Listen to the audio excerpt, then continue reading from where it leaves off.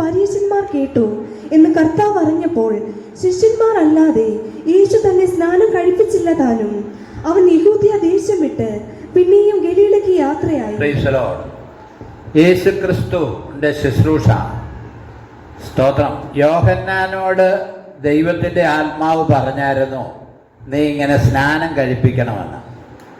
കാരണം അന്ന് വരെയുള്ള ഒരു രീതി അല്ലായിരുന്നു യോഹന്നാന്റെ കാലമായപ്പോൾ. അന്ന് വരെയുള്ള രീതി എന്ന് പറയുമ്പോൾ ഏതെങ്കിലും യാഗവും കർമ്മവും ഒക്കെ ചെയ്യാനാണ് പറഞ്ഞിരുന്നത്. എന്നാൽ സ്തോത്രം, ദൈവം കാലാകാലങ്ങളിൽ ഓരോ ശുശ്രൂഷകൾ ഓരോരുത്തരെ ഏൽപ്പിച്ചിട്ടുണ്ട്. നമുക്കെല്ലാം പെന്തക്കോസ്തുകാർക്ക് റിട്ടൺ ആലോചനയായിട്ടൊന്നുമില്ല കേട്ടോ. നമുക്ക് പ്രേരണയുള്ളതുപോലെ ശുശ്രൂഷിക്കാം, പക്ഷെ ദൈവവചന അടിസ്ഥാനത്തിലായിരിക്കണം. ഹല്ലേലൂയ. ദൈവവചന അടിസ്ഥാനത്തിലായിരിക്കണം. നമുക്ക് ദൈവവചനം അറിയിക്കാനും എല്ലാം സ്വാതന്ത്ര്യമുണ്ട്. ദൈവവചനം അറിയിക്കുമ്പോൾ സ്തോത്രം, നമ്മളോട് കർത്താവ് പറഞ്ഞു, നിങ്ങളെ ഒരു നഗരത്തിൽ നിന്ന് ഓടിച്ചാൽ അടുത്തടുത്തേക്ക് നിങ്ങൾ ഓടിപ്പോകണം. ഇനി നിങ്ങളെ കൈക്കൊണ്ടില്ലെങ്കിൽ നിങ്ങളുടെ കാലിലെ പൊടി തട്ടിക്കളയാൻ കർത്താവ് പറഞ്ഞു. കർത്താവിനെ സ്വീകരിക്കാത്തവരുണ്ടായിരുന്നു, ശിഷ്യന്മാരെ സ്വീകരിക്കാത്തവരുണ്ടായിരുന്നു. അപ്പം നമ്മൾ ശ്രദ്ധിക്കുക, നമുക്ക് ഏത് രീതിയിലും ശുശ്രൂഷ ചെയ്യാം. പഴയ നിയമകാലത്തെ പോലെയല്ല. ഇവിടെ ദൈവവചനം അറിയിക്കുക. ഇപ്പൊ പുതിയ നിയമത്തിൽ അങ്ങനെയാ, ദൈവവചനം അറിയിക്കുന്നതാണ് നമ്മുടെ ചുമതല. ദൈവവചനം അറിയിച്ച് ആരെങ്കിലും പ്രാർത്ഥിക്കാൻ വന്നാൽ അവർക്ക് വേണ്ടി പ്രാർത്ഥിക്കുക. പിന്നെ കർത്താവിൻ്റെ രക്ഷിതാവുമായി സ്വീകരിക്കാൻ അവർക്ക് പറഞ്ഞു കൊടുക്കാൻ സാവകാശം ഉണ്ടെങ്കിൽ പറഞ്ഞു കൊടുക്കുക. കാരണം യേശു കർത്താവ് പറയുന്നു, ഞാൻ വാതിൽക്കൽ നിന്ന് മുട്ടുന്നു, ആരെങ്കിലും എൻ്റെ ശബ്ദം കേട്ട് വാതിൽ തുറന്ന് തന്നാൽ അവൻ എന്നോടും ഞാൻ അവനോടും കൂടി എന്ത് ചെയ്യും? അത്താഴം കഴിക്കും. അപ്പം നമുക്ക് സാഹചര്യം കിട്ടിയാൽ യേശുവിനെ രക്ഷിതാവും കർത്താവുമായി അംഗീകരിക്കേണ്ട കാര്യം പറയുക. Praise the Lord. നമ്മുടെ ഭാരതം മതേതരത്വമുള്ളത്, ഇഷ്ടമുള്ളത് പ്രചരിപ്പിക്കാനുള്ള അനുവാദം നമുക്കുണ്ട്. അനുവാദം ഉണ്ടെന്ന് പറഞ്ഞു കഴിഞ്ഞാലും നമ്മൾ ശ്രദ്ധിക്കണം. ഈ അമ്പലത്തിൻ്റെയും മസ്ജിദിൻ്റെയും ഒക്കെ ഫ്രണ്ട് ചെന്ന് നിന്നുകൊണ്ട് നമ്മൾ പറയുമ്പോൾ അവർക്കെതിരായിട്ടാണ് പറയുന്നത്. യൂണിഫോമിൻ്റെ കാര്യം പറഞ്ഞാൽ ആ യൂണിഫോം തന്നെ ഒരു സുവിശേഷമാണ്. കാരണം അതേ വാക്യം എഴുതി വെച്ചിട്ടുണ്ട്, കർത്താവായ യേശുവിൽ വിശ്വസിക്കുക, മാനസാന്തരപ്പെടുക എന്ന് എഴുതിയിട്ടുണ്ട്. അത് മാത്രം മതി. അമേരിക്കയിലൊക്കെ പ്ലേ കാർഡ് പിടിച്ചോണ്ടാണ് നിൽക്കുന്നത്, പ്രസംഗിക്കാൻ അറിയത്തില്ലേലും. അപ്പോൾ അത് തന്നെ ഒരു സുവിശേഷമാണ്. ഏതാ യൂണിഫോം ഇടുക എന്ന് പറഞ്ഞാൽ സ്കൂളിലെ യൂണിഫോം അല്ല, വാക്യം എഴുതിയ യൂണിഫോമാണ്. അപ്പോൾ അത് തന്നെ ഒരു സാക്ഷിയാണ്. അപ്പോൾ നമ്മൾ വേറൊരുത്തൻ്റെ വികാരത്തെ അല്ലെങ്കിൽ അവൻ്റെ മതത്തെ നമുക്ക് ദ്വേഷിക്കാൻ ഇടയാകരുത്. സ്തോത്രം. അത് നമ്മൾ ശ്രദ്ധിക്കണം. നമ്മൾ യേശുവിനെ നമുക്ക് പ്രസംഗിക്കാം. ഇനിയും പ്രസംഗിക്കണ്ട എന്ന് പറഞ്ഞാൽ നമ്മൾ പ്രസംഗിക്കണ്ട. നമ്മൾ അത് വളരെ ശ്രദ്ധിക്കണം. അതാണ് ദൈവികമായ പ്രമാണം. പ്രസംഗിക്കണ്ട എന്ന് പറഞ്ഞാൽ പ്രസംഗിക്കണ്ട. പിന്നെ വഴക്കും വയ്യാവേലിയും ആയിട്ട് പിന്നെ പ്രശ്നമുണ്ടോ? പിന്നെ അതൊരു ആഭ്യന്തര കലാപമായിട്ട് പ്രശ്നമുണ്ടോ? നമ്മളത് ശ്രദ്ധിക്കണം. നമുക്ക് സൗകര്യമുള്ളിടത്ത് നമ്മൾ ദൈവത്തിൻ്റെ വചനം പറയുക, അത് നല്ല കാര്യമാണ്. പറയാവുന്നിടത്തോളം പറയുക. ഇപ്പം ട്രാക്റ്റ് കൊടുക്കണ്ട എന്ന് പറഞ്ഞാൽ കൊടുക്കണ്ട. നമ്മളൊരു വീട്ടിൽ കയറണ്ട എന്ന് പറഞ്ഞാൽ കയറണ്ട. സ്തോത്രം. എല്ലാവർക്കും അവരവരുടേതായ പ്രൈവസി ഉണ്ട്. ഇപ്പോൾ ഞാൻ പറയട്ടെ, നമ്മുടെ വീട്ടിലെല്ലാവരും കൂടി ഇരിക്കുമ്പോൾ ആരെങ്കിലും ഇങ്ങനെ അവരുടെ മതത്തിൻ്റെ കാര്യം പറഞ്ഞിട്ട് വന്ന് നമുക്ക് കേൾക്കാൻ താല്പര്യമില്ലാത്തോ നമ്മൾ കേൾക്കുമോ? അത് മാത്രമല്ല, ഇപ്പോൾ നമ്മുടെ ഈ ഹോളിൻ്റെ അതുവഴി അനൗൺസ്മെൻറ്റ് പോയപ്പോൾ തന്നെ നമ്മുടെ ഇവിടെ അനൗൺസ്മെൻറ്റ് നിർത്തിയില്ല എന്ന് പറഞ്ഞുകൊണ്ട് നമ്മൾ അവരെ ദേഷ്യപ്പെട്ടായിരുന്നു. എന്നിട്ട് അവരെല്ലാം എന്നെ കാണാൻ ഇവിടെ വന്നു. പാസ്റ്റർ അവർക്ക് മൈക്ക് പുറകിലായിരുന്നു, ഓഫ് ചെയ്യാൻ പറ്റിയില്ല. അതുകൊണ്ട് അത് പാസ്റ്റർ ഒന്നും വിചാരിക്കരുത്, നമ്മളൊന്നും വിചാരിച്ചില്ല. ഞാൻ പറഞ്ഞു ഞങ്ങളൊന്നും വിചാരിച്ചില്ല. എങ്കിലും നമുക്ക് ഫീൽ ചെയ്തു, നമ്മുടെ ആരാധന നടന്നുകൊണ്ടിരിക്കുന്നിടത്ത് മറ്റുള്ള BJP-ക്കാരും മറ്റ് കമ്മ്യൂണിസ്റ്റുകാരും ഒക്കെ മൈക്ക് ഓഫ് ചെയ്തു, കോൺഗ്രസ്സുകാർ ഓഫ് ചെയ്തില്ല. ആ ഒരു രീതി വന്നപ്പോൾ അവർ ആ കാര്യം ഇവിടെ വന്ന് പറഞ്ഞു. അപ്പോൾ നമ്മൾ ശ്രദ്ധിച്ചേ, ഇപ്പോൾ ഈ സമയത്ത് ഇവിടെ വന്ന് നമുക്ക് എതിരായി വേറൊരു മതത്തിൻ്റെ കാര്യം പ്രസംഗിച്ചുകൊണ്ടിരുന്നാൽ ഞാൻ പറഞ്ഞില്ലെങ്കിൽ നിങ്ങൾ ഇറങ്ങിച്ചെല്ലും, ഇവിടെ ഇത് പറ്റത്തില്ലെന്ന് പറയും. അപ്പോൾ അവർക്ക് സ്വാതന്ത്ര്യമില്ലേ, മതസ്വാതന്ത്ര്യം ഉള്ളതല്ലേ. അപ്പോൾ അതങ്ങനെ അതിൻ്റെ കിടപ്പ്. അപ്പോൾ നമ്മൾ ശ്രദ്ധിക്കുക. കർത്താവ് നമ്മളെ പഠിപ്പിച്ചൊരു കാര്യമുണ്ട്, നിങ്ങൾ പാമ്പിനെ പോലെ ബുദ്ധിയുള്ളവരും പ്രാവിനെ പോലെ എന്തായിരിക്കണം? നിഷ്കളങ്കരുമായിരിക്കണം. നമ്മൾ നിഷ്കളങ്കരായിരിക്കണം. പ്രാവിനെ പോലെ നിഷ്കളങ്കരാന്ന് പറഞ്ഞുകൊണ്ട് എല്ലാം നമ്മൾ എല്ലാവരോടും ചെന്ന് പറയണ്ട കേട്ടോ. ഹല്ലേലൂയ. നമ്മൾ ശ്രദ്ധിക്കണം. കർത്താവ് ആഗ്രഹിക്കുന്ന ഒരു കാര്യം, നമ്മൾ നിഷ്കളങ്കരായിരിക്കണം. എനിക്ക് ആരെക്കുറിച്ച് ഒരു നെഗറ്റീവ് ചിന്താഗതിയില്ല. എൻ്റെ വിശ്വാസി എനിക്കൊരു ദോഷം ചെയ്യുമെന്ന് ഞാൻ വിശ്വസിക്കുന്നില്ല. പിന്നെ ഞാൻ എന്തിനാ ഭാരപ്പെടുന്നത്? ആർക്കും ഒരു ദോഷം ചെയ്യത്തില്ല. Praise the Lord. ശ്രദ്ധിക്കണേ, എല്ലാവരും നമ്മൾ അനുഗ്രഹിക്കപ്പെടുകയും അഭിവൃദ്ധിപ്പെടുകയും ചെയ്യണമെന്നാണ് ആഗ്രഹിക്കുന്നത്. സ്തോത്രം. ഹല്ലേലൂയ. നമ്മളോട് വിദ്വേഷവും പകയും ഉണ്ടായിരുന്ന ആളുകൾ കണ്ടെന്ന് വരാം. ഇപ്പം നമ്മുടെ പാമ്പാക്കട സെൻറ്റർ ഒരു യൂണിഫോം അടിച്ചായിരുന്നു. IPC പാമ്പാക്കട സെൻറ്റർ എന്ന് പറഞ്ഞ് വാക്യം എഴുതിയത്. നമ്മുടെ പല സെൻറ്ററിൽ നിന്നും ആളുകൾ വിളിച്ചു ചോദിച്ചിട്ട് അവർ നമ്മൾ പറയുന്ന പോലെ ആ മാതൃകയിൽ അവർ ഇപ്പം ചെയ്യുന്നുണ്ട്. അത് പ്രിന്റ് ചെയ്യുന്നിടം ഒക്കെ അവരന്വേഷിച്ച് അത് അങ്ങനെ ചെയ്യാനിടയായി. പലരും അത് മാതൃകയാക്കിയിട്ടുണ്ട്. നല്ല കാര്യം. ഒരു യൂണിഫോം ഉണ്ടെങ്കിൽ വചനം എഴുതിയ ഒരു കാര്യം ഉണ്ടെങ്കിൽ നമ്മൾ ഏതാണെന്ന് അറിയാമല്ലോ. നല്ല കാര്യമാണ്. അപ്പോൾ നമ്മൾ ഇവിടുത്തെ കാര്യം വായിച്ചത്, യേശു യോഹന്നാനേക്കാൾ അധികം ശിഷ്യന്മാരെ ചേർത്ത് സ്നാനം കഴിപ്പിക്കുന്നു എന്ന് വായിച്ചു. പരീശന്മാര് കേട്ടു. ഇപ്പൊ യോഹന്നാനല്ല കൂടുതൽ ചെയ്യുന്നത്, യോഹന്നാനേക്കാളെ കൂടുതൽ യേശു ചെയ്യുന്നുണ്ടെന്നുള്ള കാര്യം പരീശന്മാര് കേട്ടു. പരീശന്മാര് കേട്ടെന്നുള്ള കാര്യം യേശു എന്ത് ചെയ്തു? അറിഞ്ഞു. സ്തോത്രം. ഹല്ലേലൂയ. യേശുവിന്റെ സ്ഥാനത്ത് നമ്മളാണ് എന്നെ ഈ കോളറൊക്കെ ഒന്ന് പിടിക്കുന്നത്. കണ്ടോ? യോഹന്നാന്റെ ഉണക്കപ്രസംഗം അല്ല ഇപ്പൊ പ്രസംഗിക്കുന്നത്. ആളുകൾ വരുന്ന കണ്ടോ? നിങ്ങൾ കണ്ടോ? ആളുകൾ വരുന്നേ കോളറൊക്കെ പിടിച്ച് ഒന്ന് നേരെയായിട്ട് നിൽക്കും. നമ്മളെല്ലാവരും ചെയ്യുന്ന പബ്ലിസിറ്റി ഞാനും ചെയ്യുന്നുണ്ട്, നിങ്ങളും ചെയ്യുന്നുണ്ട്. എന്തൊക്കെയല്ല ചോദിച്ചാൽ ഈ പബ്ലിസിറ്റി എങ്കിലും കണ്ട് ഈ കർത്താവിനെ അറിയുന്നതിനെ കുറിച്ച് ഒന്ന് മനസ്സിലാക്കട്ടെന്നേ ഓർത്താണ് നമ്മൾ പബ്ലിസിറ്റി ചെയ്യുന്നത്. ഹല്ലേലൂയ. ഇപ്പൊ നമ്മൾ ലൈവ് ചെയ്യുന്നുണ്ട്, നമ്മുടെ കാര്യങ്ങൾ പ്രസംഗിക്കുന്നതൊക്കെ ലൈവ് ചെയ്യാറുണ്ട്. അത് എങ്ങനെയെങ്കിലും ആരെങ്കിലും ഒന്ന് കേട്ടാൽ സ്തോത്രം അനുഗ്രഹിക്കപ്പെടണമെന്നോർത്താണ് ലൈവ് ചെയ്യുന്നത്. അല്ലാതെ അതിനകത്ത് വേറെ കാര്യങ്ങളൊന്നുമില്ല. ലൈവ് ചെയ്യുമ്പോഴും അതും പരിജ്ഞാനത്തോടെ ചെയ്യണം, മറ്റു വർത്തമാനങ്ങളൊന്നും പറയാതെ. ഹല്ലേലൂയ. ഞാനിവിടെ പ്രസംഗിക്കുന്നതാണേലും എന്തെങ്കിലും ഒരു പോരായ്മ വന്നാൽ പിള്ളേരത് കട്ട് ചെയ്തിട്ടാണ് ഇടുന്നത്. സ്തോത്രം. ശ്രദ്ധിക്കണേ. അപ്പോൾ കർത്താവിന് വേണേ അങ്ങനെ ചെയ്യാമായിരുന്നു. കർത്താവിന് വേണേ മഹത്വം എടുക്കാമായിരുന്നു. അവൻ മഹത്വത്തിന് യോഗ്യനാ. പക്ഷേ ഇങ്ങനെ ആളുകൾ പറഞ്ഞപ്പോൾ അത് കേൾക്കാൻ കർത്താവിന് താല്പര്യം വന്നില്ല. കാരണം യോഹന്നാനേക്കാളധികം ആളുകളെ എന്ത് ചെയ്യുന്നുണ്ട്? കർത്താവിൻ്റെ ശിഷ്യന്മാര് സ്നാനപ്പെടുത്തുന്നുണ്ട് എന്നറിഞ്ഞപ്പോൾ. അപ്പൊ കർത്താവ് അവിടെ എഴുതിയിട്ടുണ്ട്. യോഹന്നാൻ പറയുക, യേശു ആരെയും സ്നാനപ്പെടുത്തിയില്ല. യേശു എന്ത് ചെയ്യായിരുന്നു?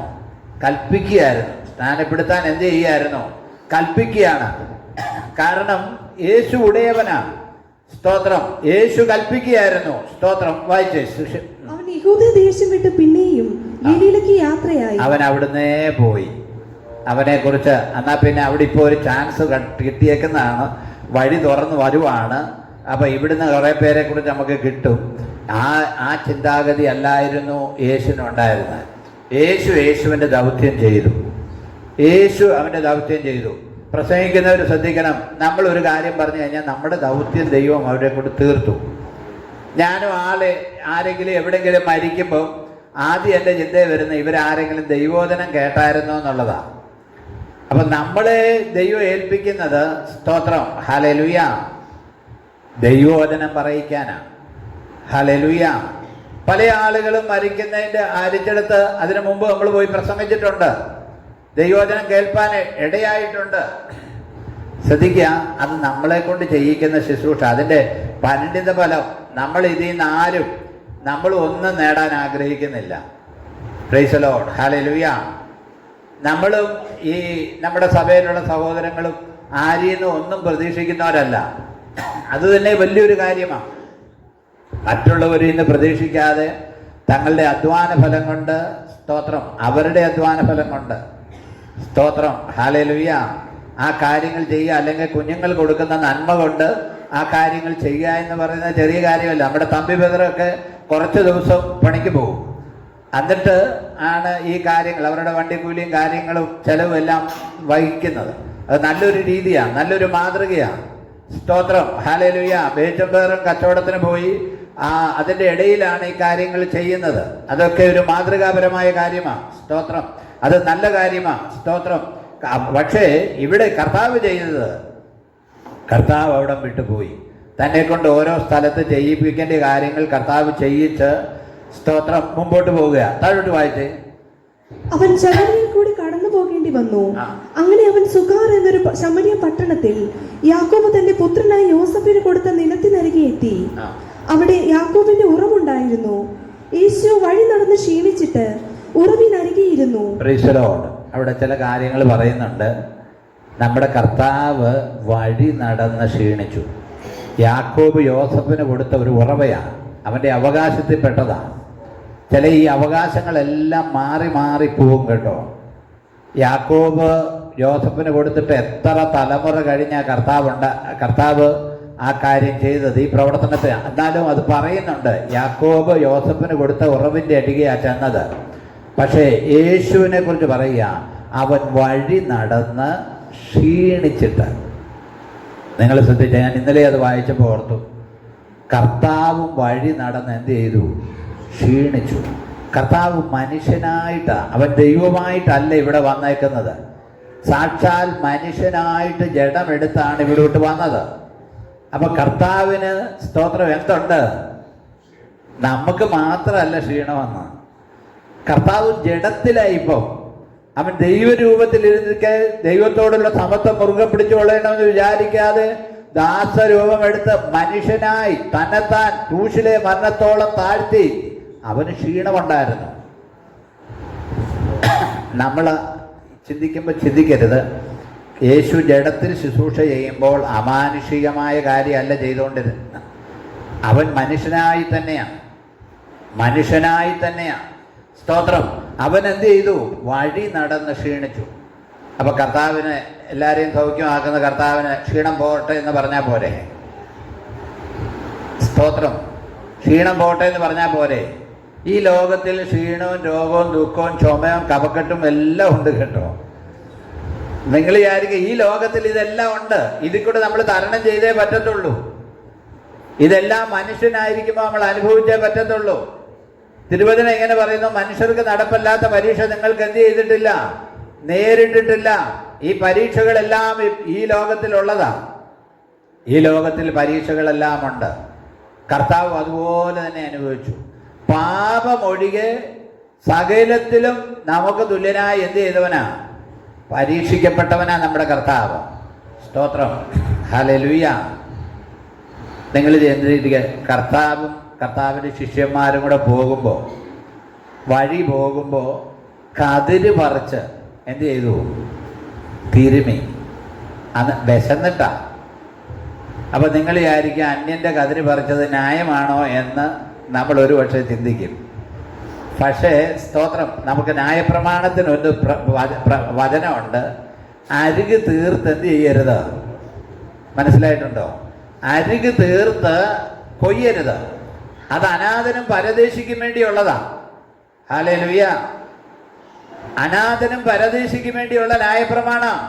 അതുകൊണ്ട് ഈ അതിലൂടെ പോകുമ്പോൾ, സ്തോത്രം, ഒരു വിശ്വാസി അല്ലെ ഒരു യഹൂദൻ അല്ലെങ്കിൽ ഇസ്രായേൽക്കാരൻ അതിൽ നിന്ന് പറിച്ചാൽ അവന്റെ ഭക്ഷണത്തിന് മോഷണമല്ല, ഭക്ഷണത്തിന് വേണ്ടി പറിച്ചാൽ അത് പാപമല്ലായിരുന്നു. കർത്താവ് പഠിപ്പിച്ചപ്പോൾ പറഞ്ഞു, ഈ ഓരോ ഫലങ്ങൾ പറിച്ചെടുക്കുമ്പോൾ, അത്തിയൊക്കെ പറിച്ചെടുക്കുമ്പോൾ മൊത്തം തല്ലി എന്ത് ചെയ്യരുത്? പറിക്കരുത്. കുറച്ചതേൽ ഇട്ടേക്കണമെന്ന്. സ്തോത്രം. ഹല്ലേലൂയ. കുറച്ചതേൽ എന്ത് ചെയ്യണം? ഇട്ടേക്കണം. ഹല്ലേലൂയ. നിങ്ങൾ ഈ ഒരു കാര്യം ചിന്തിക്കണം, നമുക്കൊല്ല പഴങ്ങളോ എന്തെങ്കിലുമൊക്കെ ഉണ്ടെങ്കിൽ മൊത്തം നമ്മൾ തല്ലിപ്പറിക്കരുത്. പരദേശിയൊന്നും ഇവിടെ ഇല്ലേലും ഈ പക്ഷിമൃഗാദികൾ ഇതുകൊണ്ടാണ് ഉപജീവിക്കുന്നത്. നമ്മളെന്താ ചെയ്യുന്നത്? ഞാൻ ഉൾപ്പെടെ ആത്തയ്ക്കാൻ വരെ പ്ലാസ്റ്റിക് കൂട് കയറ്റിയിട്ടേക്കുമാണ്. കാരണം ജീവനുണ്ട്, നമ്മൾ ഒരെണ്ണത്തിനൊന്നും കൊടുക്കുകയല്ല. എടാ, നമ്മൾ ഈ ഇതിനെല്ലാം, നിങ്ങൾ അങ്ങനെ ഒന്ന് ചിന്തിച്ചു നോക്കി. ഈ പക്ഷിമൃഗാദികൾക്ക് നിങ്ങളുടെ വേണ്ടിയാണ് ഈ ലോകം ദൈവം സൃഷ്ടിച്ചേക്കുന്നത്, നമുക്ക് വേണ്ടിയല്ല. അതൊരെണ്ണം തിന്നോണ്ട് പോയെന്നോർത്ത് നെഞ്ചത്തടിക്കണ്ട. സ്തോത്രം. പിന്നെ നമുക്കൊല്ലം വേണമെങ്കിൽ നമ്മൾ കിട്ടിയിടുന്നതിനെതിരൊന്നുമില്ല ഞാൻ പറഞ്ഞത്. ഇതെല്ലാവർക്കും വേണ്ടിയുള്ള ഞാൻ മനസ്സിലാക്കിയിട്ടുണ്ട്. ഞാൻ ഇതിൽ ഒരു കപ്പങ്ങ ഉണ്ടായിരുന്നു, കുത്തണമെന്നോർത്ത് തലേദിവസം ചുമന്നപ്പോൾ തന്നെ കുത്തണമെന്നോർത്താണ്. പക്ഷെ അതങ്ങ് മറന്നുപോയി. പല പ്രാവശ്യം സംഭവിച്ചിട്ടുണ്ട്. പിറ്റേ ദിവസം ഞാൻ കുത്താൻ വരുമ്പോൾ അത് മുഴുവൻ പക്ഷി തിന്നു. അപ്പോൾ എനിക്ക് മനസ്സിലായ ഒരു കാര്യമുണ്ട്. ഞാൻ എൻ്റെ അനുഭവത്തിൽ നിന്ന് പറയാം, എന്നെ ഈ മറപ്പിച്ചത് എന്താണെന്നറിയാവോ? അതിനും ഭക്ഷണം വേണം വേനക്ക്. ഞാൻ നീതീകരിച്ച് പറയല്ല, പ്രിയമുള്ളവർ, നമ്മളെ പോലെ തന്നെ ദൈവത്തിന് പക്ഷിമൃഗാദികളോട് കരുണയുണ്ട്. കരയുന്ന കാക്ക കുഞ്ഞിന് അതതിൻ്റെ ആഹാരം കൊടുക്കുന്നവനാണ് നമ്മുടെ ദൈവം. നമ്മളെക്കുറിച്ച് മാത്രമല്ല കർത്താവിന് കരുതല്, സകലത്തെക്കുറിച്ച് കർത്താവിന് കരുതലുണ്ട്, കർത്താവിൻ്റെ ജ്ഞാനമുണ്ട്. അപ്പം സകലരും ഭക്ഷണം കഴിക്കണമെന്ന് കർത്താവിനറിയാം. സ്തോത്രം, ഹല്ലേലൂയ. അപ്പോൾ നമ്മൾ ചിന്തിച്ചു വന്നത്, സ്തോത്രം, അവന് ക്ഷീണമുണ്ട്, അവൻ വിഷമിച്ചവനാ. അവർ കതിര് പറിച്ച് അത് ചെയ്തു, കയ്യിലിട്ട് ഞെരടി അവർ തിന്നു. അവന് കരം കൊടുക്കാൻ കാശില്ലാഞ്ഞിട്ട് ചൂണ്ടയിട്ട് മീൻ പിടിക്കാൻ പറഞ്ഞു. ഈ കാര്യങ്ങളെല്ലാം ക്രൂശിൽ കിടക്കുമ്പോഴും അവന് ദാഹിച്ചു.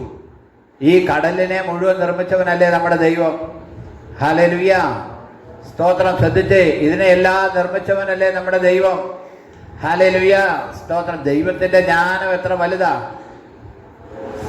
നമ്മുടെ ചില ആളുകൾ പറയാറുണ്ട്, പിള്ളേരൊക്കെ ഇങ്ങനെ ചിന്തിക്കും, എല്ലാ ആറ്റിലെയും പുഴയിലെയും വെള്ളം കടലിലോട്ട് ചെന്നിട്ട് കടൽ നിറയുന്നില്ലല്ലോ എന്ന്. എല്ലാ ആറ്റിലെയും തോട്ടിലെയും വെള്ളം അങ്ങോട്ട് ചെന്നിട്ട് നിറയുന്നില്ലെന്ന്. എടാ, ഇത് ഇങ്ങോട്ട് വന്നത് അവിടുന്ന് വന്നതാണ്. അത് നീരാവിയായി ഇങ്ങോട്ട് വന്ന ആ ദൈവത്തിന്റെ ജ്ഞാനം ഒന്ന് ശ്രദ്ധിച്ചേ. ദൈവത്തിന്റെ ജ്ഞാനം ഒന്ന് ശ്രദ്ധിച്ചേ. അത് ഇങ്ങോട്ട് നീരാവിയായി വന്നതാ. ഇതിന് എത്ര അങ്ങോട്ട് ചെന്നാലും നിറയത്തില്ല. അതാ ദൈവത്തിന്റെ ജ്ഞാനം. സ്തോത്രം, ശ്രദ്ധിക്കണേ. സ്തോത്രം, ഹല്ലേലൂയ. യേശു എന്ത് ചെയ്തു? വഴിയരികെ ക്ഷീണിച്ച് ഇരുന്നു. അടുത്തോടെ പറഞ്ഞ് അവസാനിപ്പിക്കുക. അപ്പോൾ ഏകദേശം 6 മണി നേരമായി. 6 മണി എന്ന് വെച്ചാൽ 12 മണിക്കാണ് കർത്താവ് നടന്നു വരുന്നത്, അവരുടെ യഹൂദന്റെ കണക്കനുസരിച്ച്. അടുത്തത്, ശിഷ്യന്മാർ ആഹാരം കൊള്ളാൻ പോയേക്കുമായിരുന്നു. ഈ വലിയ അത്ഭുതവും അടയാളം എന്ന് പറഞ്ഞ് നടക്കുന്ന ആളുകൾ ശ്രദ്ധിക്കണം.